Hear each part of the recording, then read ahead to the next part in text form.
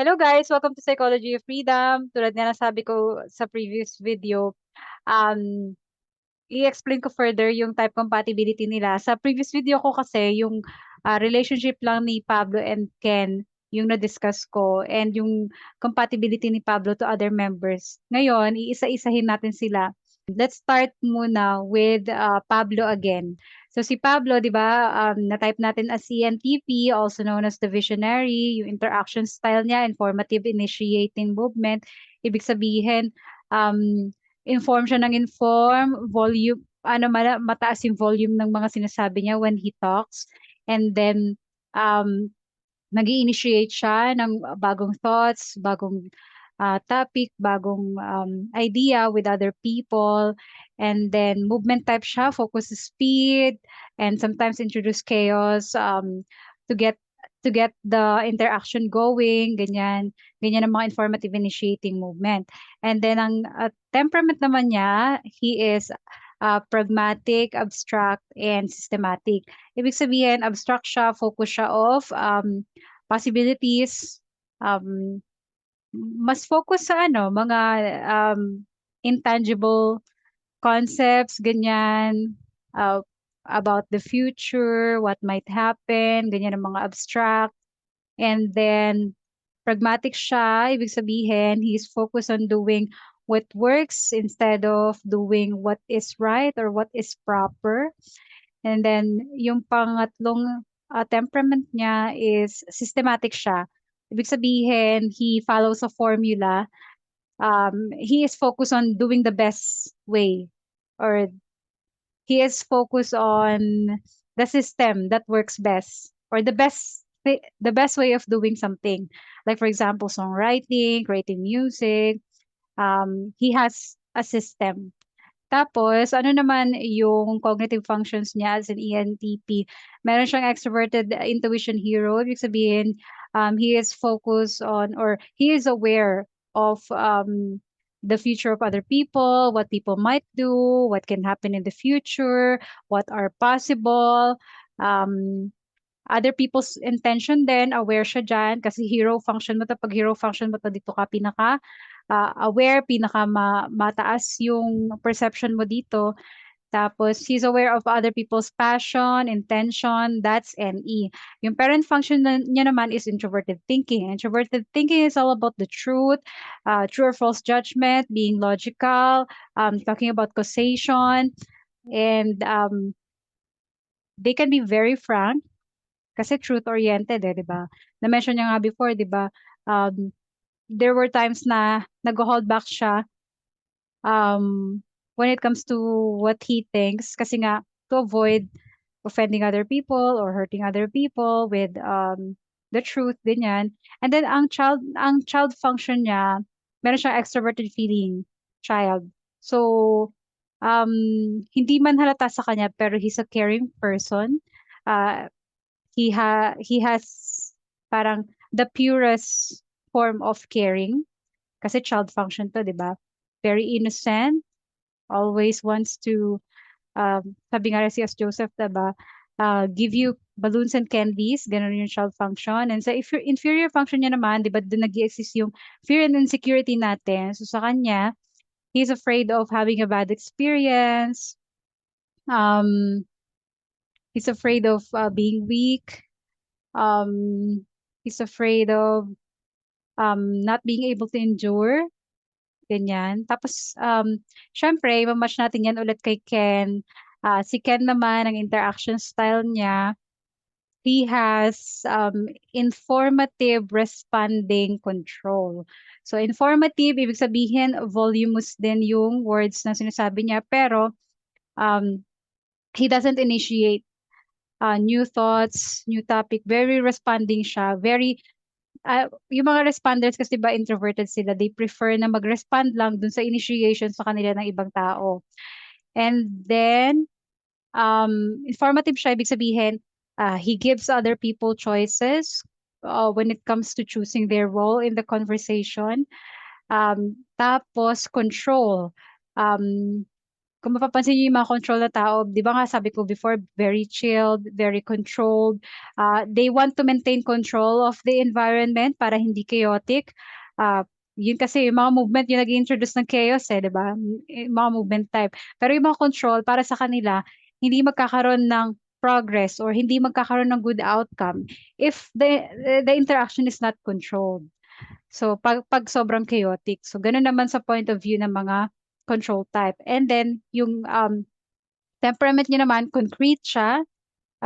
As compared kay Pablo, he is more focused on the tangible things, what is happening. Kasi yung abstract, what if, all about the what ifs. Kaya nga they can be very inventive, di ba? Pero yung mga um, concrete naman, they're focused on what is currently happening, the tangible things, concrete things, ganyan. And then ang kanyang isa pang temperament ay interest-based. So as compared nga kay Pablo, ang mga interest-based, they are not focused on having the best formula or the best way of doing things, pero they are focused on what other people get out of the situation. Halimbawa, interest ni ganito versus interest niya. Kumbaga, sa isang interaction na to, this is what they get from this interaction versus what I get from the situation. So, yung mga interest-based, since aware sila sa interest or what people get out of a certain interaction, they are focused on creating a win-win situation. Ganon. So, ang cognitive functions niya naman, hero function niya, dito siya pinakamalakas. He is really aware of what he feels, what is moral, what he is very principled. Mga high FI users, they have certain principles that they follow in life. Highly moral, so FI is all about good or bad judgment. They are always aware of what is good and what is bad. Tapos, yung parent function niya naman is extroverted sensing. So, ibig sabihin, um, he is very responsible with the experience that he gives. Diba nga, extroverted functions are all about outward siya palagi. So, yung sensations na binibigay niya sa ibang tao, yung experience na binibigay niya sa ibang tao, yung performance niya, he's very responsible for that. Kaya nga, di ba, makikita mo, sinasabi, parang siya yung pinaka-aesthetic among all of them. Very maporma. Kasi nga, he takes it seriously. It's like a parent. It's his responsibility to give other people a good sensations, good performance, good experience. And then, yung child function niya naman, introverted intuition, he is very childlike when it comes to what he wants. He has to has what he wants. He has to have what he wants. So, ganyan pag child, di ba, infinite energy, he is very wanty. And NI is all about passion din, intention, ganyan. Tapos yung nasa inferior function niya naman is he is afraid of what other people think about him. He's afraid of his status. He's afraid of not achieving much. So, ganyan. So, sabi ko nga, for our cognition to be compatible, one has to be extroverted and one has to be introverted na cognitive function. Kasi they will meet um, they will they will meet each other's needs. So sabi ko nga, si Pablo aware sa NI ni Ken, which is all about his wants and desires and passion. And Pablo wants to give what Ken wants. That's NE. NE is all about taking care of other people's future, potential, and giving you what you want. So there's no conflict kasi si Ken, he's aware of what he wants. Si Pablo naman, he wants to give what other people want. So it works out like that. Tapos si Pablo naman, he is aware of what he thinks and what is logical and what is the truth. Si Ken naman, um he absorbs Pablo's thinking, Pablo's thoughts, Pablo's intelligent thoughts and true or false judgment. So it works out din, 'di ba? Kasi nai-improve ni Pablo yung TE ni Ken.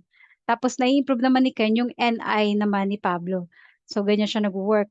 Tapos since si Ken laging aware sa feelings niya, um, aware sa morals niya. Si Pablo naman din, aware din sa feelings and morals ni Ken. And inaabsorb ni Pablo yung morals and principles ni Ken. Um, Yun. And then he cares for Ken's feelings. Kasi, okay lang na si Ken hindi aware sa feelings ni Pablo kasi hindi rin naman ganun ka-aware si Pablo sa feelings niya, di ba?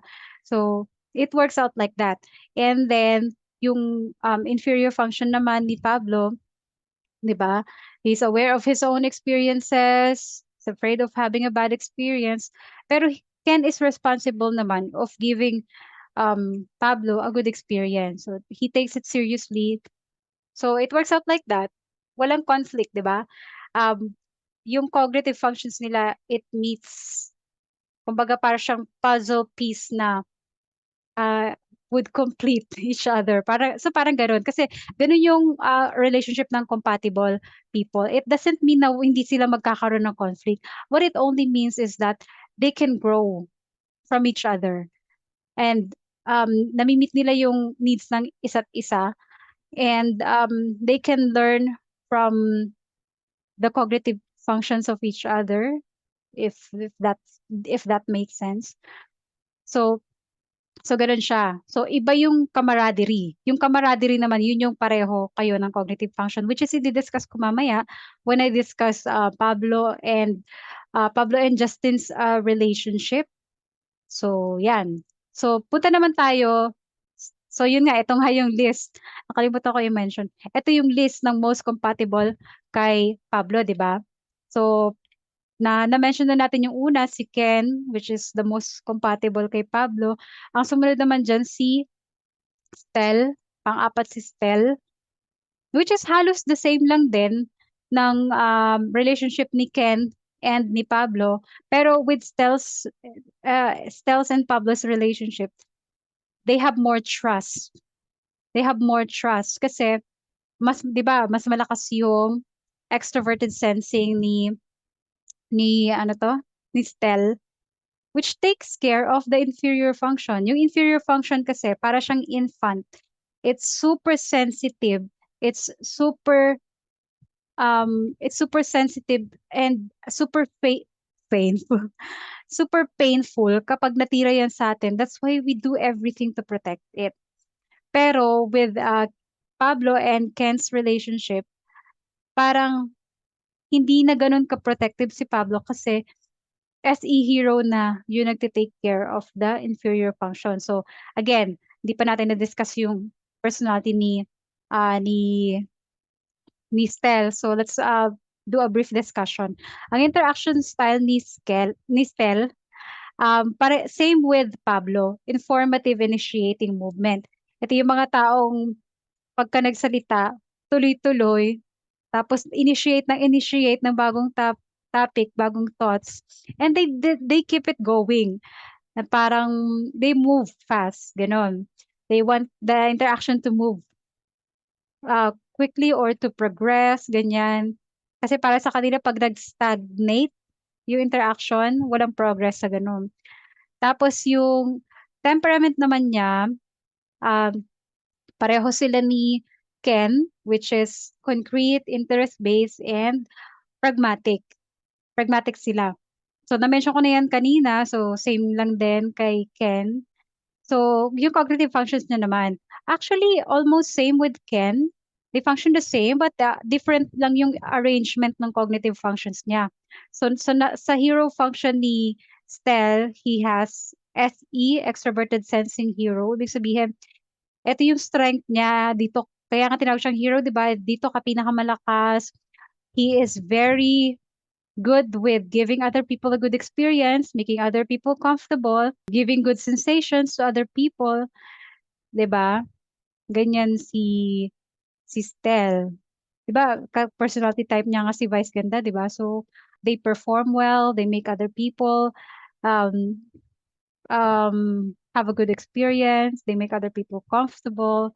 And then sa parent function niya naman is yung introverted feeling. So, yung introverted feeling parent, he is responsible for what he feels. Um, he has high morals and principles, same din with Ken. Tapos, he is aware of what is good or bad. He is aware of his own feelings. And then sa child function niya naman, he has extroverted thinking, yun nga, all about status, all about what other people think, all about references. Sa inferior function niya naman, introverted intuition, he is afraid and insecure about making a bad decision. He's afraid and insecure of making or or um he's afraid and insecure of his own future. He is afraid and insecure about what he wants or wanting the wrong things. So, ganyan. So, oo, may fear sila both, si Pablo and si Stel, pero that their hero takes care of their fear. Kumbaga sabi ko nga, di ba, hindi ko na i-discuss in detail kasi parang halos same lang naman with Pablo, pero um, sabi ko nga, di ba, even though si Stel, afraid and insecure of his own future, he would not worry anymore kasi nga merong hero that takes care of the infant or the inferior kasi nga um 'di ba halimbawa kay Stel, I'm afraid of my own future. I'm afraid of making the wrong decision or I'm afraid of wanting the wrong things. Pero sa perspective naman ni Pablo, don't worry because these are what's possible about you. These are what's possible about your own future. Ito yung mga options mo. Kasi nga aware siya, 'di ba, sa potential and what people can do, what are possible for other people. And Pablo gives Stel freedom of choice. Kasi si Stel, he's afraid of his choice being taken away. So, Pablo takes care of that. Kasi, ano yun, lalo na hero pa yun, di ba? So, that's why sinabi ko, there's more trust. Kasi, yung pinaka-sensitive part ng soul natin, um, which is yung inferior function natin, their heroes take care of that. So, sa inferior function ni Stel, Pablo's hero and e-hero takes care of that. Yung sa introverted sensing, inferior naman ni Pablo, which is afraid of having a bad experience, afraid of being comfortable, afraid of um, not being able to endure, afraid of being weak. That takes care, or yung hero function is Stel takes care of that. That's why I mentioned na there's more trust in this kind of relationship, sa mga top 4 relationship. So, ayan nga, sabi ko nga, di ba, and ni Pablo takes care of the inferior function ni Stel. I'll give you freedom of choice. I'll, uh, I'll, I'll, ano yan, parang I'll give you a chance to do what you want kasi you're all about what you want. You're afraid of what you want. But, don't worry kasi these are what's possible. Um, for you. So parang gano'n. And then yun nga, yung TE ni Stel, ina-absorb naman yung introverted thinking, intelligence ni Pablo. Yung FE naman ni Pablo, ina-absorb naman yung high morals and principles ni Stel. Tapos gano'n. Gano'n din yung relationship nila. It's two puzzle pieces na nag-work together. And na-mention ko nga, it's not it's not about having no conflict. It's ano yun, hindi yan reality. There would still be conflict, but um, yung conflict nila, it can be easily resolved. Parang ganon. Kasi, ano ba? Yung conflict nila can come from, Pablo being so abstract and so about the future, while si Stel is all about the now. It's all about the tangible things. It's not about the future. Pero it works out kasi ini-improve ni Stel yung pagiging sensor, yung pagiging concrete naman ni Pablo, and ini-improve naman ni Pablo yung pagiging intuitive naman ni Stel. So, ayun. And with this kind of relationship, it's more possible to develop your subconscious. Hindi ka na ganun ka-fearful. Ano kasi 'di ba pag we're so in fear, it holds us back. Um, ano, parang na it's a hindrance to reach our potential, ganyan. Pero with this kind of relationship, since they take care of other each other's fears, they are able to aspire with their subconscious mind. Like si Pablo, he has ISFJ subconscious, yung dating inferior function niya na introverted sensing, afraid of having a bad experience, afraid of not being able to endure, afraid of being weak. It becomes a hero kapag ka nag-transition sa subconscious. So, nagiging ISFJ-like siya. Kumbaga, dati niyang weakness or insecurity yung pag-endure, pagiging weak, or having a bad experience, nagiging strength niya ngayon. Kumbaga, he can endure anything. He becomes the strongest person. So with his ISFJ subconscious. So same way with Stel, 'di ba? He's able to access his INTJ subconscious because of how the hero takes care of his inferior function. So parang dati afraid siya of what he wants and choosing the wrong thing, choosing the wrong passion or something like that, or making a wrong decision.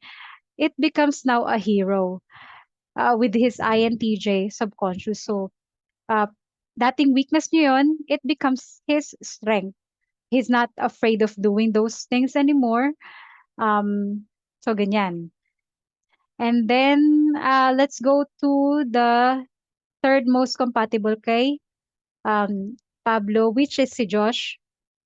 Si Josh naman is very different. He is the only idealist. Kasi we have two intellectuals, NT, si Ken and si Justin. And then we have two artisans, SP, si Stel at saka si Ken. And then we have only one idealist. So, si Josh naman, NF, ENFJ. Ang interaction style niya, direct, initiating, control. So, direct siya magsalita. He sounds really bossy. Ganyan ang mga direct na mga tao. Kasi, ano hindi na nila imomodify yung speech nila uh, to parang pagandahin. They say it as straight as it is. Hindi ka na nila, there's no second guessing with their speech. They say what they mean. So, diretso yan. Kaya nga, di ba nga, na ano si Josh na misconception na parang prangka siya or something like that. Hindi, direct lang talaga siya. Ganon yung interaction style niya. That is what comes naturally to him. So, yun nga, direct. And then, nag-initiate siya. He initiates with other people. That is the definition of extroversion. You're more comfortable initiating with other people than just responding. And then control types siya. Ibig sabihin, he's focused on, yun nga, outcome, controlling the interaction to receive or to be able to achieve a good outcome. Di ba nga na-mention niya dun sa Wild Tonight, control freak daw siya, di ba? He likes to control things into what he wants, ganyan. Yung mga control type, they are usually accused of being controlling. Pero, ganun ganun yung, ano nila interaction style nila Tapos, ayan, ang temperament naman niya, he is abstract, affiliative, and interest-based.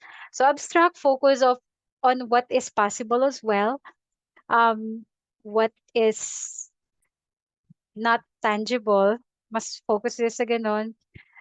Focus on the concepts, ganyan. Tapos, affiliative siya, although he sounds a bit pragmatic at times kasi nga, because of his ISTP subconscious, pero he's more affiliative. He's more focused on doing the right thing. He's more focused on other people. Diba, mga affiliative, they are people. Ganun. And he avoids offending other people as much as possible. Ganyan yung mga affiliative. Actually, siya lang yung affiliative in their group. So, it can be hard, pero it's a good thing then because he has um he has ISTP subconscious naman, which is also a pragmatic type. Pero the hard part lang kasi is he's focused on doing the right thing, not offending other people, but other people won't do that for him. So, ganun lang yung mahirap dito. And then, interest-based siya, aware siya of other people's interests, what other people get out of the situation, and he is focused on creating a win-win situation, ganyan ang mga interest-based. And then, yung interaction style niya naman, or yung cognitive functions niya naman, he has FE hero. Ibig sabihin, he is heroic when it comes to making other people feel good. He is very social. He is aware of what is important to other people. He is very caring, and he focuses on helping other people. Di ba nga, he mentioned na siya yung dahilan kung bakit um, nakasama si Ken because he helped Ken, binigyan niya ng pamasahe and everything. Tapos si Josh naman, 'di ba? Si Justin naman, parang siya din yung nag-recruit, 'di ba? He helped Justin yung parang mas maging closer to what Justin wants in life, which is yun nga pagiging artista, pagiging performer, ganyan. So ganun yung mga FE hero. They are all about helping other people. Pero it can be hard for them kapag hindi yun nare-return sa kanila, or as a return hindi sila vina-value ng mga taong yun. Pero ayun, that's how he works. Nasa parent function niya naman is introverted intuition. Ibig sabihin, um, his choices in life are his responsibility. He's very responsible when it comes to making choices, when it comes to what he wants, when it comes to his passion and desires. He's very responsible. He takes it seriously. And yung child function niya naman, it's extroverted sensing. Ibig sabihin, he is childlike in making other people comfortable. Laging naka-on yan. Like, infinite energy nga yung child natin, di ba? Child in our soul. He's always out there to make other people comfortable, give them a good experience, give them good sensations. Yan. And then yung inferior function niya naman, yung fear and insecurity ng soul niya, is about his own thinking. He is afraid of being wrong. He is afraid of if whether or not what he's thinking is true or false, ganyan. Tapos yung relationship naman nila ni Pablo, although they are on the sixth slot among the 16 types, half lang yung compatible sa kanila, half ng cognitive function. Kasi yung NE nga ni Pablo, compatible sa NI ni Josh, which is parang, this is what I want. Kung sa perspective ni Josh, diba, this is what I want, this is what I desire, this is my passion, this is what I intend to do. Si Pablo naman, oh yeah, I'll give you what you want. I'll give you these are what's possible for you. Ganyan. So, because Pablo is like that, si Josh kind of respects that. The parent function respects the hero. And then, yung isa pang compatible sa kanila, si Pablo, di ba, afraid of having a bad experience, afraid of being comfortable. Okay, my child takes care of that fear of yours kasi it's always on. Laging naka-on yung child, di ba? Infinite energy ang mga child. So, that takes care of um, Pablo's inferior function. So, that allows him to gain more trust in Josh. But what they do have na conflict or possible maging conflict or um, some something na incompatible sila is yung decision-making function nila, which is yung thinking and feeling. So, since pareho silang TI user, uh, sa perspective ni Pablo, this is what I think. This is what I think is best, or this is what I think is true. This is what I think is logical. Tapos sa perspective naman ni Josh, no, this is what I think is true. This is what I think is logical. So walang bigayan. Walang extroverted function na magbibigay. So it can be more hard on Josh's part kasi inferior function niya yun eh. That is the most sensitive part of his soul. So parang pagka na-trample yan or nasabi na dumb siya or nasabi na di siya magaling mag-isip or something like that, it can be so painful. Um, pag natira yung inferior function natin, it can be so painful that we develop hatred. So that's possible. So, ano pa yung hindi nila compatible? Yung FE. So pagka hindi kasi compatible sa FE or sa cognitive function, there can be competition. Who is more valuable sa grupo? Sinong mas nakakapag-contribute? Kasi FE is about contribution, helping, and caring. Who is more caring? Who is more um, um, valuable? Who is more um, ano ba? Who is more important sa grupo? So, ayun, parang 'di ba, sasabihin ni ano tawag dito? Ni Josh, "Oh, I care about what you feel, ganito, Pablo." But Pablo is not aware of what he feels. Pablo is focused on caring about you. Ganun siya nagwo-work. Parang, kaninong FI yung i-absorb nila? Wala.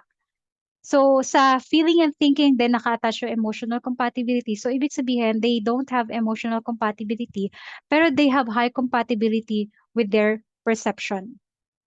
So, sino naman yung pinaka hindi compatible kay Pablo? Si Justin. Bakit? Kasi pareho silang NTP. Pareho sila ng cognitive functions. Although their cognitive functions are not that compatible, hindi siya parang puzzle piece, they have high camaraderie. Ibig sabihin, parang they are the same eh. Their brain function the same, although different yung arrangement ng cognitive functions nila, pero they function the same. So parang they get each other. Parang ganyan. So, ganun nga, si Justin, di ba, explain din natin interaction style niya. Justin is informative, responding control. Voluminous din yung um, words niya when it comes to talking. And then responder, he prefers to respond than to initiate with other people. And he is also control. So, ano naman yung temperament niya? Pareho kay Pablo, which is abstract, pragmatic, and systematic. So 'di ba parang halos the same sila, 'di ba? And then yung cognitive functions niya naman, he has TI hero. So different nga yung arrangement with Pablo. He has TI hero and E parent, SI child, and FE inferior. So TI hero, he is heroic with what he thinks. He is the smartest person in the room. Although he doesn't give himself credit, pero TI hero. Hero function yan eh. Diyan ka pinakamalakas. So, ayan, he's aware of what the true and false. Mm, he is very logical. He is truth-oriented. Ang parent function niya naman, di ba? NE, he is responsible. He takes it seriously. He is responsible with giving what other people want, taking care of other people's future, what's possible for other people. Yan. And yung sa child function niya naman is yung introverted sensing. Um, he, yung mga INTP parang they can be seen as parang weak, pero no. They have SI child. They have high endurance. They have infinite energy when it comes to enduring. So, parang yung iba, di ba, parang, yung mga INTP kasi they look nerd sometimes. Halimbawa, mga ESTP, sabihin na weak yung mga INTP. Pero when it comes to enduring, INTP would outlast ESTPs. For sure. That's because of their introverted sensing child. And then, yung pinaka-sensitive part naman sa kanya, which is yung inferior function niya, is yung extroverted feeling. He is afraid of other people's feelings towards him. He is afraid of other people feeling bad about him. He has social anxiety. Um, yun nga parang literal na takot sila sa mga tao, parang gano'n nagta-translate yung FE, inferior. Since afraid nga sila of what other people feel, they can be easily taken advantage of. Kasi madali silang mag-guilty. So, madali silang mag-guilty, and since fear nga nila yung other people feeling bad about them, or um, feeling like they're a bad they're bad people. And then how does it work? So parang ganito yan. Does how do their relationship work? Parang ganito yan. Si Justin, this is what I think is true, or false, or logical, or ganyan. Tapos si Pablo naman, no, this is what I think is true. This is what I think is logical. This is what I think is the cause of these things. So may competition. Sino mas matalino? Ganyan. So parang ganito yan eh. Sabi nga ni C.S. Joseph, sa perspective ng INTP, okay, I see your TI parent, but I'm still smarter. Parang ganon. Ganon din naman kay Pablo. Parang, okay, nakikita ko yung NE parent mo. You see what's possible for other people, but I'm still better at it. I'm still the best when it comes uh to predicting other people's potential, or um future. So ganoon, may competition. Even sa introverted sensing, may competition. Sinong mas dutiful, sinong mas responsible, sinong mas loyal, 'di ba? And then sa FE din, may competition din. Sinong mas valuable sa grupo? Sinong mas nagkakapag-contribute? Sinong mas caring, 'di ba? Pero the good thing about this is that they can learn from each other. Halimbawa, Pablo can learn from SI child, and FE inferior can learn from FE child. So that's the good thing about this. Parang they strengthen each other, kumbaga, 'di ba? Kaya nga they are successful, 'di ba? Kasi kumbaga yung weakness ni Pablo, si Justin ang nagsusupply. Yung weakness naman ni Justin, si Pablo yung nagsusupply. Kumbaga parang gano'n, 'di ba? So just because they are not compatible doesn't mean na the relationship cannot work, pero it's harder. Kumbaga yung most compatible, ang difference lang is yung most compatible sa easier to reconcile yung differences, to resolve the conflict. Pero with incompatible types, it's harder. They have to be more mature. They have to, kumbaga sabi nga ni C.S. Joseph, pagka compatible, para kang ano lang, easy as a walk in the park. Pero kapag ka incompatible kayo, they have to climb a mountain. Ganyan yung difference. So ayun nga, hindi ko na naman na-explain yung yung puro kay Pablo lang yung na-explain ko to other members. Pero halos the same lang din naman, same concept. Halimbawa, si Ken, most compatible sa kanya, 'di ba? Si sino ba, si Pablo, pangalawa si Justin. Yung relationship ni Ken with Justin is same as relationship ni Pablo and Stel. So there's more trust in that kind of relationship, and they can aspire more in their subconscious with that kind of relationship. And then next most compatible sa kanya, actually not that much compatible, is si Josh, which is 'di ba pang 10, and least compatible sa kanya but with high camaraderie, si Stel. So halos same lang din naman. Ipapaliwanag ko na lang yung kay Josh kasi may difference ng konti dito. So kay Josh, with Josh and Ken's relationship, ganito siya nag-work.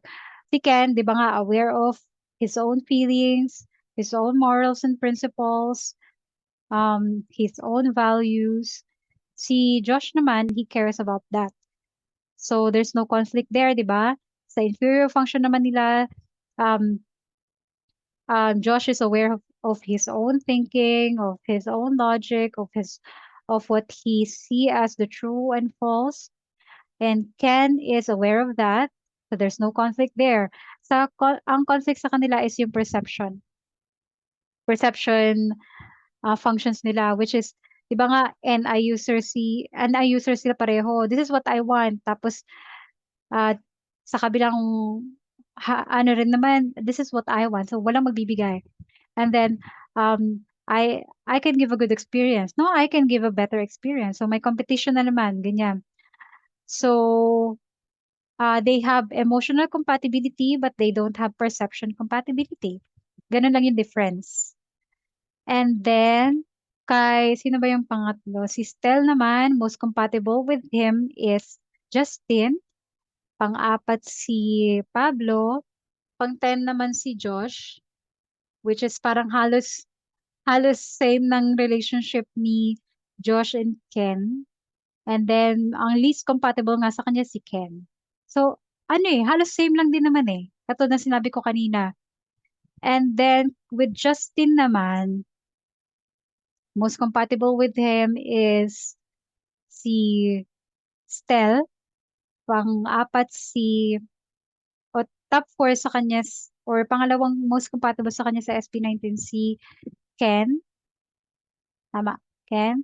And then, pang-5 sa kanya si Josh. And yung least compatible with him is si Pablo.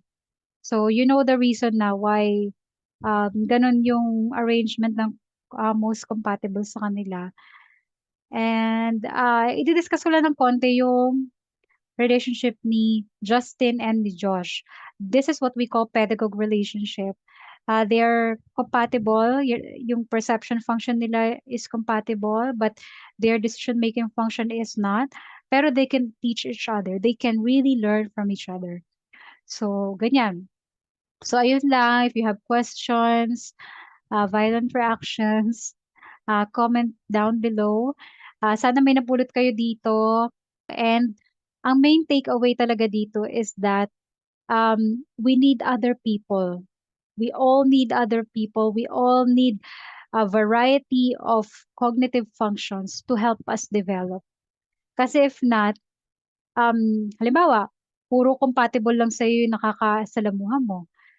Hindi mo na mai improve yung iba mong, kumbaga, hindi mo mai improve yung unconscious side ng mind mo. Kasi nasa unconscious mo naman yung maturity, yung wisdom, sa subconscious nga 'di ba yung happiness and potential. So you also need incompatible people around you to help you develop yung wisdom mo, yung maturity mo. You also need compatible people around you to help you develop your subconscious, make you more happy, to make you reach your potential. So, hindi pwedeng yung compatible lang, hindi pwede um, yung hindi lang compatible kasi that's very painful, di ba? Kung yung lahat ng tao around you, hindi compatible sa'yo, di ba? Wala nang nakakamit ng needs mo. Very painful yung life mo kapag ka ganun. And you need to go out of your way to seek relationship na compatible din sa'yo. So, ayan, that is the lesson about compatibility. Ayun lang, thank you. Sana may napulot kayo and see you sa next video.